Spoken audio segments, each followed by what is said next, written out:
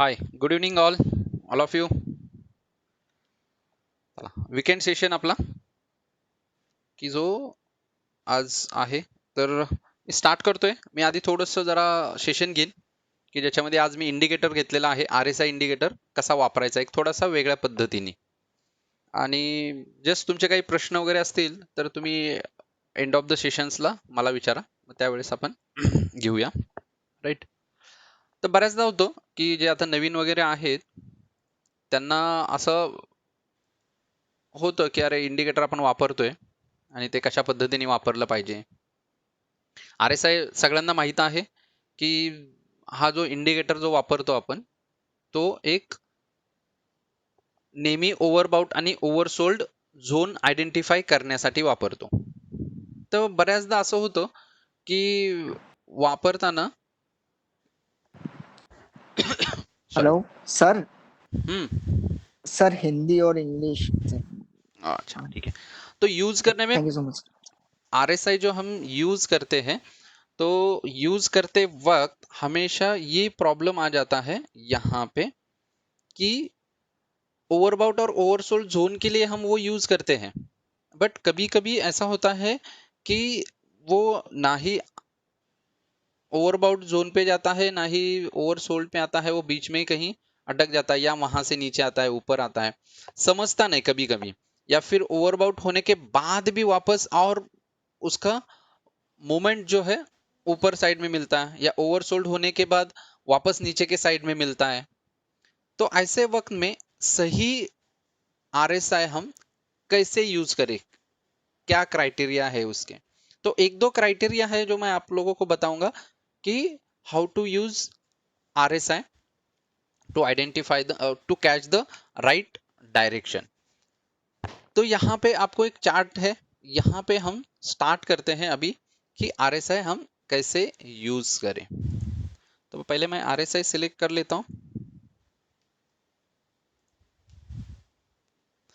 अभी यहाँ पे RSI देखा तो हमें पता है.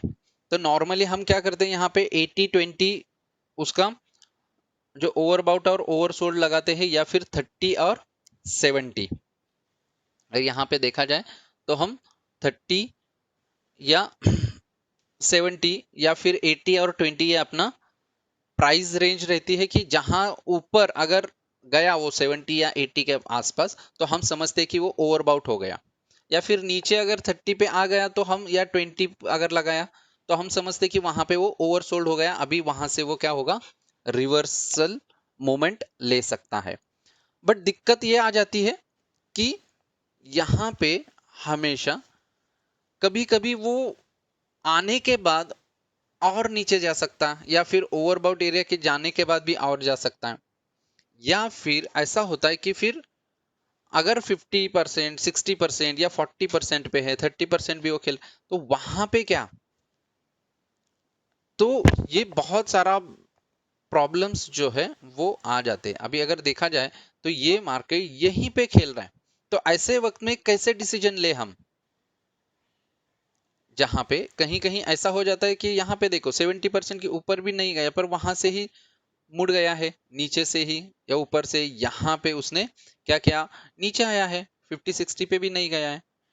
तो ऐसे वक्त में कैसे वो RSI को हम यूज करें अपने ट्रेडिंग में. तो यहाँ पे ये हमें क्या होता है कई बार प्रॉब्लम्स में डाल देती है. तो यहाँ पे दो फंडे मैं बता देता हूँ. पहला एक फंडा है जो भी RSI अभी हम यूज कर रहे हैं तो उससे थोड़ा सा हटके है. तो यहाँ पे आपको करना क्या है, अपर बाउंड्री जो है या ओवरबाउट जोन जिसे हम कहते हैं उसको हम रखेंगे 60 और नीचे वाला रखेंगे 40. ये हो गया आपका, क्या हो गया कि जोन यहाँ पे थोड़ा सा कम हो गया. इसको मैं लाइन में ले लेता हूँ जरा अच्छा सा. देखो, अब आपको करना क्या है, मैं थोड़ा सा बढ़ा देता हूँ RSI का जोन. ये मैंने क्या किया कि RSI का जो बाउंड्री लाइन है ना वो एकदम कम कर दिया है. कई बार ऐसा हो जाता है कि एक जो मूवमेंट आने वाली है ना वो अच्छा खासा कंसोलिडेशन फेज के बाद आ जाती है. और कंसोलिडेशन फेज मतलब RSI एक उसके कंफर्ट जोन में जब रहता है तब। तो जब अगर आरएसआई का कंफर्ट जोन अगर मिल गया हमें और वो अगर ब्रेक होता है तो हमें वहां से एक अच्छा खासा मूवमेंट मिल सकती है। तो हमेशा हमें क्या करना है, अगर आरएसआई 60 पे पहुंचा और 60 से ब्रेकआउट अगर देता है तो वो अच्छा खासा क्या हो जाता है, ऊपर हो जाता है।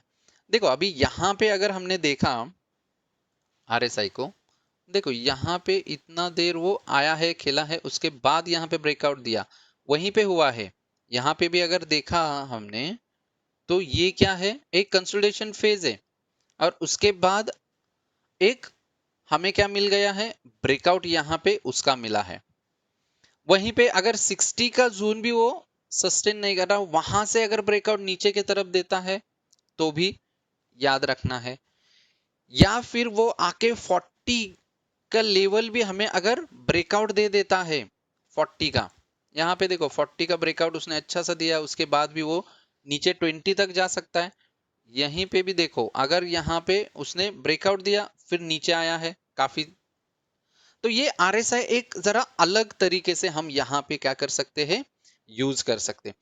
आफ्टर ऑल अपने ओवरबाउट और ओवरसोल्ड जोन तो है ही, 20 को गया नीचे तो ओवरसोल्ड हो गया, वहां से वो रिवर्स घूमेगा ये तो पता ही है। या फिर 80 को गया तो वहां से आएगा 80 85, ज्यादा से ज्यादा 90 तक जा सकता है, उसके ऊपर तो आरएसआई मोस्टली नहीं जाता, तो वहां से नीचे आएगा ये हमें पता है। बट बीच में भी जो एक लेवल रहता है वहां से भी हम क्या कर सकते हैं, ये मोमेंट कैच कर सकते हैं। अगर ऐसे ही हम अगर पीछे जाते हैं तो देखो कई जगह पे हमें ये इसके जो मूवमेंट्स है अच्छा खासा, यहाँ पे भी देखो 60 ब्रेकआउट दे दिया उसने, ऊपर गया है, 60 ब्रेकआउट देके नीचे आया है, यहाँ पे भी अपना एक कॉल बन सकता है, यहाँ से वो नीचे डाउन की तरफ आया है।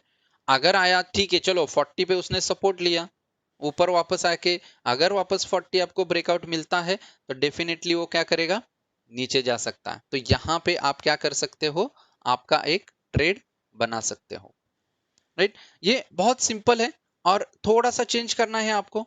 तो उसके बाद देखो आपका देखने का नजरिया या फिर आपको जो भी अच्छे खासे एक ट्रेड जो मिलते हैं ना मार्केट में, वो देखो यहाँ पे भी आपने अगर देखा तो ये कंसोलिडेशन फेज और ये भी यहाँ पे कंसोलिडेशन फेज, उसके बाद जो ब्रेकआउट दे दिया उसने 60 के ऊपर, अच्छा खासा ऊपर गया है मार्केट। यहाँ पे भी देखो ये 20 के आसपास वगैरह आया है नीचे और वहां से अपमूव हुआ है। और यहाँ पे भी अगर देखो यहाँ पे वापस नीचे आके उसने 40 को सपोर्ट लेके फिर ऊपर भागा है। ये इंपॉर्टेंट है कि ट्रेंड हमें क्या हो जाता है, यहाँ पे पकड़ में आ जाते हैं। जो एक्सपीरियंस है अभी थोड़ा थोड़ा हो गया है, साल हो गए जिनको, कि वो सिर्फ देख के भी बता सकते हैं कि चलो कंसोलिडेशन फेज अभी ब्रेकआउट मिल जाएगा ये होगा।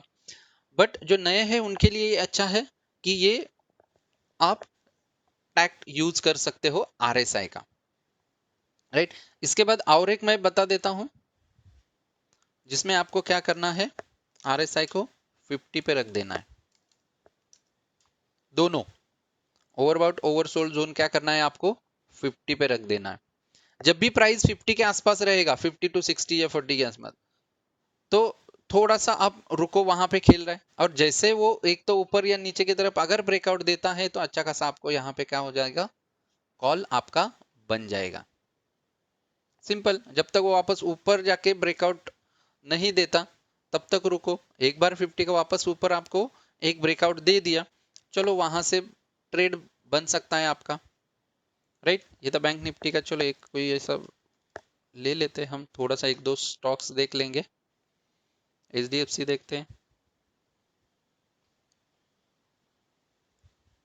देखो यहाँ पे कंसोलिडेट हुआ ही है, देखा जाए तो ये 60-40 के रेंज में आ गया, वापस 50 का यहाँ पे उसने क्या किया है, ब्रेकआउट दिया। अगर ये लाइन देखा हमने तो यहाँ पे बेस में सपोर्ट सपोर्ट सपोर्ट की, यहाँ पे उसने ब्रेकआउट देके ऊपर आया है और देखो प्राइस ये क्या हुआ है, अप मूव में यहाँ पे मूव हुआ है। तो जैसे यहाँ पे भी नीचे आया है, थोड़ा सा आके उसने वापस सपोर्ट लेके थोड़ा सा खेला है 40 के यहाँ पे आसपास, सपोर्ट लेके वापस ऊपर आया है। तो आपने अगर अच्छा सा ये आरएसआई का भी स्टडी कर लिया तो भी आपको एक बहुत अच्छा खासा आपको क्या मिल सकता है यहाँ पे, ट्रेडिंग डायरेक्शन और ट्रेडिंग सिग्नल यहाँ पे आपको मिल जाएगा। तो कई बोलेंगे अभी व्हाट अबाउट शॉर्ट टर्म और लॉन्ग टर्म, वो भी करो। देखो डे का चार्ट मैंने ले लिया है यहाँ पे, तो सिंपली यहाँ पे जब तक आपका ब्रेकआउट हो गया, ऊपर जा रहा है, तो वहां पे आप बाय करके रख सकते हो। वापस अगर आपका आरएसआई नीचे आ गया तब तक रखो, जब तक पॉजिटिव अच्छा है 50% के ऊपर रख दो। 50% के नीचे आया कि निकाल दो, कि वहां से समझने का कि थोड़ा सा वो नीचे आ सकता। हाँ, कई बार ऐसा होगा कि 40 टू 50 के आसपास खेल रहा है तो खेलने दो, या फिर 50 टू 60 के आसपास खेल रहा है तो खेलने दो, रुक जाओ थोड़ा। ये सिंपल स्ट्रेटेजी अगर आपने यूज किया तो आपके जो भी ट्रेड से या फिर कोई इन्वेस्टमेंट है वहां पे आपको एक स्टेबिलिटी आ जाएगी। तो एक रिलैक्सेशन जो मिलता है ड्यूरिंग द ट्रेडिंग, कि आपको समझेगा हाँ यहाँ पे रुकना चाहिए, यहाँ पे ट्रेड लेना चाहिए, या फिर अभी सिग्नल नहीं आ रहा है तो क्या करना चाहिए। तो कई बार होता है ऐसा कि 50 70 80 के आसपास मार्केट जाता है। देखो कितने, कहीं पे भी देखो ज्यादातर वो 80 70 के यहाँ पे जाता नहीं, बट एक अच्छा खासा होता है कि बीच में से भी वो कहीं आपको क्या हो जाता है, एक ब्रेकआउट मिलता है या कहीं डायरेक्शन में वो जाता है, वहां पे हम पकड़ नहीं पाते, क्योंकि आरएसआई आ रहे ओवरसोल्ड नहीं हुआ तो मैं बाय कैसे करूं, ओवरबाउट नहीं हुआ वहां से सेल कैसे करूं। ये कई सारे हमें क्या होता है सवाल रहते हैं। तो इसलिए ये अगर फंडा आपने यूज किया तो आई थिंक कहीं आपके ट्रेडिंग जर्नी में ये आपको फायदेमंद जरूर रह सकता है, राइट। ये आरएसआई कैसे यूज करना है थोड़ा सा अलग अलग तरीके से, ये जस्ट मैंने थोड़ा आपको एक्सप्लेन किया है। यस, अभी आज कुछ हो सवाल या कुछ पूछना है तो आप पूछ सकते हैं।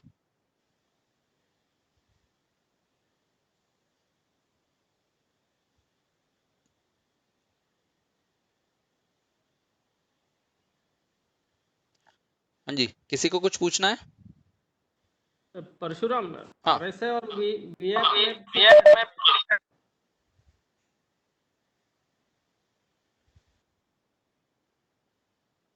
हेलो। हॅलो, हाँ, आवाज आ आवाज रहा है ब्रेक क्या? झाला, आवाज हा येतोय।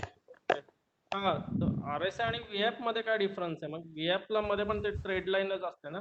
नाही, हे सगळे इंडिकेटर्स आहेत, तुम्ही जर बघितले ना तर बऱ्याचशे होतात।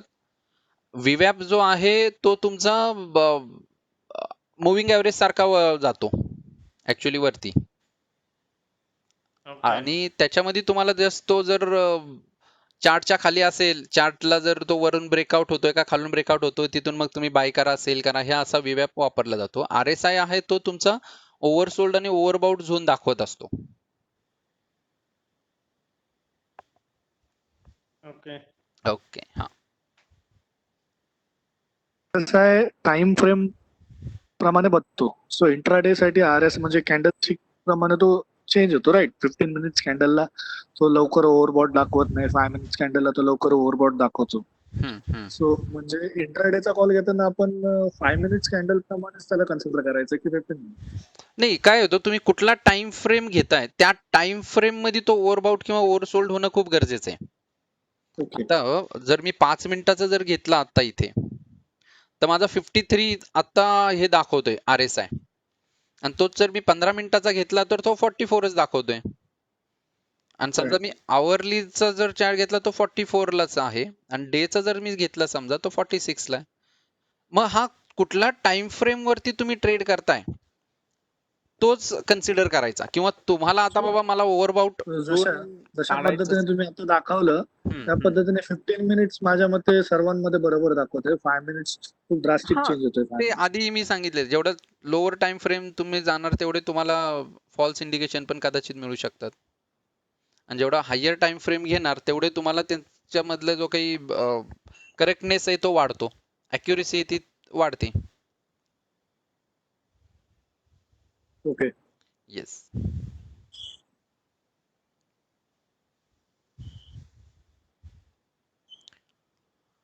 यस, और किसी को कुछ पूछना है अजून काही?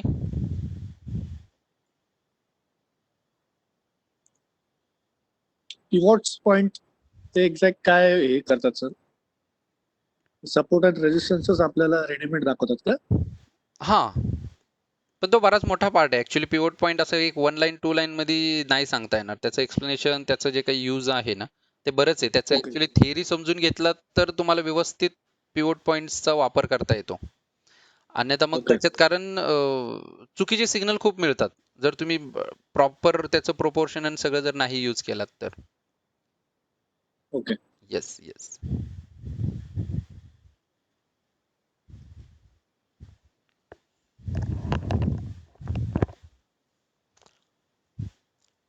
चलो फास्ट पूछो, जो भी जिसको कुछ पूछना है, डाउट्स है, कुछ भी हो. क्या है, बीच में ऐसा गैप नहीं आना चाहिए. तो सेशन में कैसा होता है थोड़ा. हाँ, कोई पूछ रहा था. श्रीराम, येस. जेव्हा RSI मध्ये तो 60 किंवा 40 ची लेवल आपण हे केलेली आहे, ती लेवल त्यांनी ब्रेकआउट किंवा हे केलं तर त्यानंतर किती मिनिटं साधारण वेट केलं, आयडियल वेट करायला पाहिजे? नाही, त्यावेळेस तुम्ही कॅन्डल्स पण चेक करू शकता ना, की फक्त तुम्ही RSIच नाही. आलं का लक्षात? इंडिकेटर जेव्हा तुम्ही वापरणार, इंडिकेटर्स हे तुमचे सपोर्टिंग पार्ट्स आहेत. तर तुमचे जे सपोर्ट तुम्हाला बघायचं आहे की बाबा आता हा चला आहे. बऱ्याचदा काय होतं की कधी कधी आपल्याला असं वाटतं की अरे आता चार्ट मध्ये मला काही दिसत नाहीये किंवा काही कम्फर्टेबल येत नाही. मग इंडिकेटर चेक करा. इंडिकेटरला जर तुम्ही चेक करताय आणि त्याच्यामध्ये तुम्हाला वाटतं की आता चला ब्रेकआउट दिला, पण कॅन्डलला जर काही प्रॉब्लेम असेल, दोन्हीकडे जर इनडिसिजन एकामध्ये कुठे असेल, तर थोडंसं थांबा. हे थांबणं गरजेचं आहे. आणि ज्या वेळेस तुम्हाला अशा मॅच होणाऱ्या गोष्टी मिळाल्या ना, मग तुम्ही एकदम कॉन्फिडेंटली जाऊ शकता. बऱ्याचदा बऱ्याच जणांचं असतं की आता मला माहित आहे जाईल, बघा मला माहित आहे जाईल, बट कॉन्फिडन्स येत नाही की तेवढा मोठा ट्रेड घेऊ का नको. हा नेहमी होतो बऱ्याचदा. किंवा जास्त मी क्वांटिटी घ्यायचं का नाही घ्यायचं. हे कॉन्फिडन्स कधी येतं, ज्यावेळेस तुम्हाला हे इंडिकेटर सपोर्ट करतात, तुमचे चार्ट्स अनालिसिस तुम्हाला सपोर्ट करणार. या वेळेसच करतात लोक. इथेच मिस्टेक्स करतात. मला आता इंडिकेटरनी समजा मला दिलेलं आहे इंडिकेशन की चला आता बाय आहे, मग त्यावेळेस फक्त ते दिलं म्हणून मग तिथून मी जायचं का? तर त्याच्यात तुम्ही मल्टिपल तुमच्याकडे कन्फर्मेशन असे हा मल्टिपल आहेत म्हणून तुम्ही 10 आणि 12 इंडिकेटर्स पण लावून चालत नाही. कारण आपल्याकडे असे काही जण होते की 7-7, 8-8 इंडिकेटर्स ते वापरायचे ऍट अ टाइम. मी बऱ्याचदा सांगितलं पण, कारण ते चार्टच दिसत नाही, फक्त इंडिकेटर्सच दिसायचे. असे करून पण चालत नाही. तर तुम्हाला ज्या वेळेस एक फक्त तुम्हाला माहिती आहे की आता बाबा चला कुठेतरी मला चार्टवर काहीतरी ब्रेकआउट दिसतंय किंवा जाणार आहे, पण तिथं एक कन्फर्मेशन मला मिळतोय का? मग कन्फर्मेशन साठी जेवढा वेळ तुम्ही थांबणार आहे त्या वेळात तुमचा तो वरती सस्टेन होऊ शकतो. काय? RSI. बघा मार्केटमध्ये तुम्ही ऑब्झर्व जेव्हा करता किंवा ट्रेड करता ना, त्यावेळेस जर बघितलं ना, बऱ्याचदा काय असतं की चार्ट वरती तुम्हाला वाटतं की आता अपसाईडला जाईल किंवा काय जाईल, पण त्यावेळेस नेमकी कधी कधी उलट तुमचे डायरेक्शन तुमच्या इंडिकेटर्सचे असतात. RSI तिथं जात नाही किंवा RSI वाढत नाही त्या तुमच्या चार्टच्या जो काही सिग्नल देतो त्यानुसार. मग अशा वेळेस थांबता आलं पाहिजे तुम्हाला. अशा वेळेस ते तुम्ही चेक केलं पाहिजे. म्हणजे फक्त आता हा चला 50च्या वर आलेला आहे मी ट्रेड घेतो, यालाच तर एक्सपिरियन्स आहे म्हणतात. म्हणजे हीच तर ऍक्च्युली शेअर मार्केटमध्ये शिकायचंय. म्हणून तर जे थेअरी शिकता तुम्ही शेअर मार्केटमध्ये एंट्री केल्यावर, इनिशियल लेवलला ते का सक्सेस होत नाही किंवा का तुम्हाला जमत नाही? बिकॉज त्याच्यामध्ये जे काही प्रॉब्लेम्स असतात किंवा ज्या थ्रेट्स असतात ना, ते कॅच करता आले पाहिजे. किंवा बऱ्याचदा असतं 80ला गेला, 70ला गेला, ओव्हरबाउट झाला, आता मी इथून सेल करतो. बट तिथं आपण चेक पण केलं पाहिजे, हा तो खरंच लगेच तिथून रिव्हर्स होतोय का कन्सोलिडेट होतोय त्याच पार्ट. तो काही वेळेस काय होतो 80ला जातो, नंतर 80 आणि 70 मध्ये तो कन्सोलिडेट होऊन पुन्हा वर जाणारा असतो किंवा वरच जातो. अशा वेळेस ह्या गोष्टी हळूहळू त्या एक्सपिरियन्स मध्ये तुम्हाला, आणि हे ऑब्झर्वेशन्स आहेत ना, हे स्वतः घेणं. मार्केटमध्ये ज्या काही डे टू डे मध्ये तुमच्या घटना घडत असतात, त्याच्या डे टू डे मध्ये तुम्ही घेणं आणि त्यांच्या काही गोष्टी नोंद करून ठेवणं की जे नेक्स्ट ट्रेडिंगच्या वेळेस तुम्हाला फायदा होऊ शकतो, हे करणं खूप गरजेचं आहे. त्यामुळे थोडा टाइम तुम्हाला द्यावा लागेल किंवा तेवढं कन्फर्मेशन साठी दोन्हीच्या इकडे तिकडे, आणि मग तुम्ही जाऊ शकता. आता इथे बघा, इथले जर तुम्ही टाइम फ्रेम मी जर घेतला ना, ह्या 2 कॅन्डलचं, तर इथे सरळ इथं बघा, इथे थोडा फ्लॅट झालेला आहे तुमचा RSI. आणि त्याच्यानंतर इथं ब्रेकआउट दिलाय. आता हा मी किती वेळ थांबणार? समजा मला माहिती आहे आता इथून वर आलेला आहे. कधी कधी तो 50, 51, 52 करून खाली पण येऊ शकतो असंही. पण इथे जर बघितलं मी तर हा माझा ड्रॅगन फ्लाय डोजी झालाय आणि त्याच्यानंतर मला अपसाईडला कन्फर्मेशन पण मिळालंय आणि इथे 50 ला पण त्यांनी क्रॉस करून वर आलेला आहे. मग इथे मी कम्फर्ट झोन आहे ना माझा, की मी आता इथं काय करू शकतो, वरती जाऊ शकतो. मग इथून तुम्ही आरामात ट्रेड तुम्ही घेऊ शकता. येस, अजून काही, अजून कोणी? RSI चेक व्हॉल्यूम पण आपण बघू शकतो ना या सोबत. येस येस, व्हॉल्यूमला तुम्ही किती व्हॉल्यूम ब्रेकआउट बघू आहे. शकता. हा, RSI म्हणजे काय, तुमचं व्हॉल्यूमच थोडंफार येतं त्याच्यामध्ये, जो डाटा येतो त्याच्यावरच तर तो मूव्ह होतो. हम्म. का फक्त RSI सुद्धा एकच वापरलं तरी बस झालं का? व्हॉल्यूम वापरायची काही गरज नाही. हा, तुमच्या आता कम्फर्टेबल नुसार तुम्ही वापरू शकता. तुम्हाला वाटतो चला RSI सर व्हॉल्यूम, प्राइस मुवमेंटनी चेंज होतो की व्हॉल्यूमनी चेंज? बहुतेक व्हॉल्यूमनीच चेंज होतो RSI. व्हॉल्यूमनी चेंज होतो.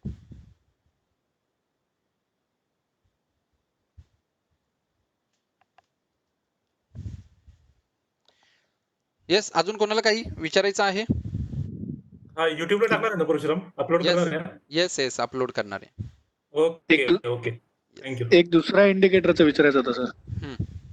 सेंट्रल पिवॉट पॉइंट एक्झॅक्ट ते म्हणजे काय वर्क करतं? कारण की तिथून रिव्हर्सर की म्हणजे तो मी एक्झॅक्ट मी पुन्हा तेच सांगितलं की पिवोट पॉइंट जो आहे ना, हे पिवोटची तुम्ही थिअरी व्यवस्थित जर केलात तरच तुम्ही त्याच्यामध्ये एंटर करू शकता.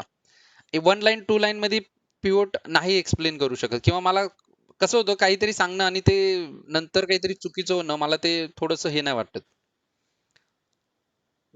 कारण सेंट्रल पिवोट पॉइंट वगैरे जे आहेत ना, सीपीओ हे सगळे हे तुमच्या त्याच्यामध्येच येतात, पिवोट मध्येच, किंवा फिबोनासी हा सगळा त्याचाच पार्ट आहे, पिवोटचाच.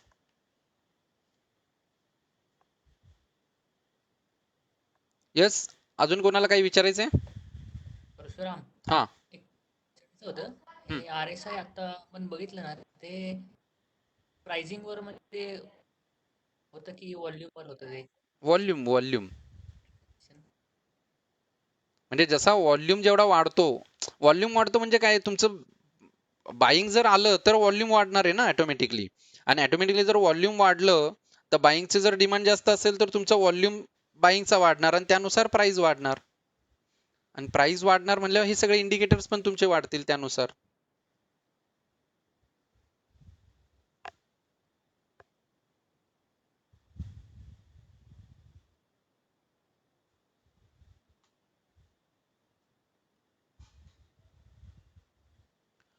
येस, चला, कुणाला काही विचारायचं असेल तर पटपट विचारा. मग जेणेकरून कसं होतं की आपल्याला सेशन मध्ये घेता येतं, मला एक्सप्लेन करता येतं, मध्ये पॉज नको यायला. RSI ला फिल्टर करण्यासाठी कुठलं अजून सपोर्टिंग कुठलं एक वापरता येईल इंडिकेटर? काय कधी म्हणजे कधी तुम्हाला RSI फिल्टर मध्ये म्हणजे काय? फॉल्स सिग्नल झाले. हे कुठला इंडिकेटर वापरा फिल्टर तुम्ही, म्हणजे कधी कधी तुम्हाला फॉल्स सिग्नल हे मिळणारच. तर RSI चा थोडासा ऍडव्हान्स जो आहे तो म्हणजे स्टॉकॅस्टिक आहे. सेम फंक्शन तुम्ही स्टॉकॅस्टिक वापरू शकता. फक्त त्याचं तुम्ही थोडस दिवस वापरून तुम्हाला ते फॅमिलियर करून मग त्याच्यावरती तुम्ही डिसिजन्स घेऊ शकता. आणि ते सॉकेस्टिक 60-40 मध्येच वापरायचं का?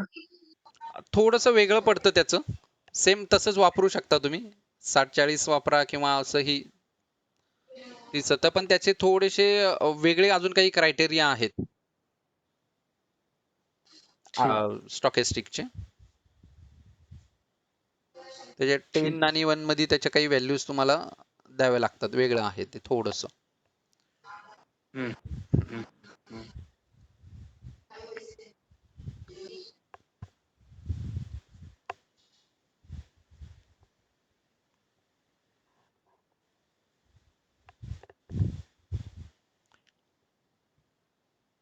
ओके, झाले सगळ्यांचे प्रश्न?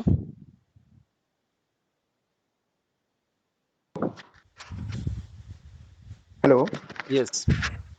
हा, मला एक क्वेश्चन होता. हे मनी फ्लो इंडेक्स आणि याच्यामध्ये काय डिफरन्स आहे RSI मध्ये? मनी फ्लो इंडेक्स आणि RSI? नाही, फ्रँकली मला सांगता नाही येणार. मी जास्त ऍक्च्युली इंडिकेटर्स वापरतच नाही. पण बऱ्याच जणांचं बरेच दिवस चाललं होतं की आम्हाला इंडिकेटर बद्दल काहीतरी हवंय म्हणून. मग त्याचा मी जस्ट स्टडी करून काही थोडंसं वेगळे एक्सपेरिमेंट करून वगैरे किंवा काही माहिती जमवून वगैरे मी जस्ट घेतलंय. मी इंडिकेटर वापरतच नाही मोस्टली. ठीक आहे चालेल. हा, त्यामुळे मनी फ्लोचा म्हणजे नाही सांगू शकणार किंवा बघून मला काहीतरी सांगावं लागेल. ठीक आहे ठीक आहे. Yes yes.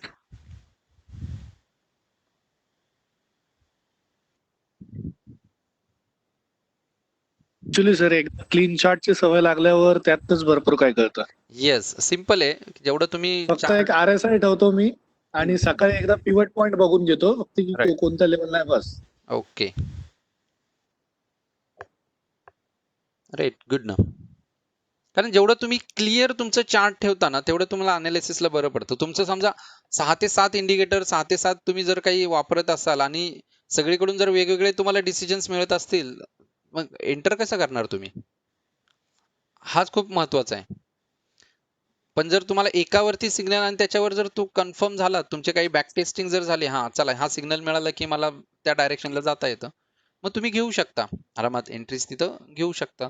म्हणजे एवढं क्लिअर आणि नीट तुम्ही तुमचं चार्ट ठेवता तेवढे चांगले तुम्हाला डिसिजन घ्यायला सोपं पडतं ऍक्च्युली. खूप जण आहेत की जे खूप इंडिकेटर्स ऑसिलेटर्स वगैरे वापरतात, सगळं करतात. बोलिंगर बँड पण वापरतात, व्हीवॅप पण वापरतात, मुव्हिंग ॲव्हरेज वापरतात, मध्येच ATR वापरतात आणि हे एवढं सगळं असताना मग त्याच्यामध्ये ते डिसिजन त्यांना चार्ट तरी कॅन्डल दिसला पाहिजे. सरळ मी सांगितलं आता इथे बघा, इथे सरळ सरळ माझा डोजी मिळतोय, मला कन्फर्मेशन मिळतोय, सगळं आहे. त्याच्यानंतर मी जाऊ शकतो ना वर. हे असं खूप खूप साऱ्या गोष्टी आहेत की ज्या स्टडीनी वगैरे येत जातात हळूहळू आणि बऱ्याच सिग्नल्स आहेत त्या आपल्याला मिळतात. फक्त काही सपोर्टिंगला म्हणून हा तुम्ही इंडिकेटर्स किंवा काही गोष्टी आहेत त्या ठेवू शकता. इथेही बघा, इथे क्लिअर तुम्हाला इन्व्हर्टेड हॅमर आणि खाली तुम्हाला कन्फर्मेशन मिळालेलं आहे. त्यानंतर प्राइस ही खालीच आलेली आहे तुमची. आणि इथे जर तुम्ही बघितलात तर तुमचा RSI सुद्धा 50 ला तुम्हाला इथं ब्रेकआउट देतोय. राईट. येस, चालेल. अजून कोणाला काही विचारायचंय?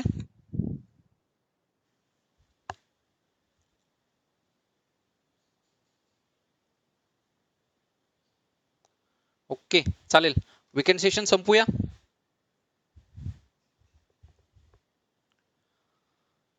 ठीक आहे, आज थांबूया इथे. पुन्हा भेटूया नेक्स्ट वीकेंड सेशनला पुढच्या शनिवारी बरोबर 7:30 वाजता. Right. See you. Thank you. Session बंद Thank you, करतोय sir. मी. Thank you. Bye. Bye. Thank you very much. Thank you so much sir. Thank you.